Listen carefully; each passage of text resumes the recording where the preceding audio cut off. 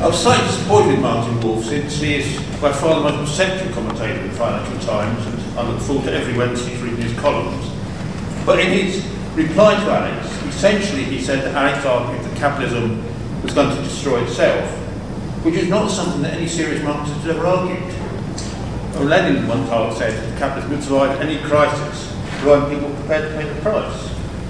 When Martin says that capitalism survived the great crisis of the 1930s, we have to say what the price was. It was an enormous slump which destroyed the livelihoods of hundreds of millions of people, had as a consequence the rise of Stalin, a rise of Hitler in Russia, had as a consequence the Second World War, the most destructive war humanity had ever known.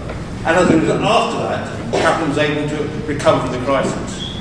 Even in its recovery, the other side of the economic expansion was massive military expenditure, the arms race, which led some of us at various points when we grew up, I'm sure Martin remembers this as much as I do, to live in fear of the 4-minute warning, nuclear war, and so on and so forth. If you look, that system began to break down 30 years ago, and we're now in this period, we have been a period of recurrent crisis. Martin is quite right that the talk of the great moderation turned out the great illusion, the idea of capitalism escaping crisis.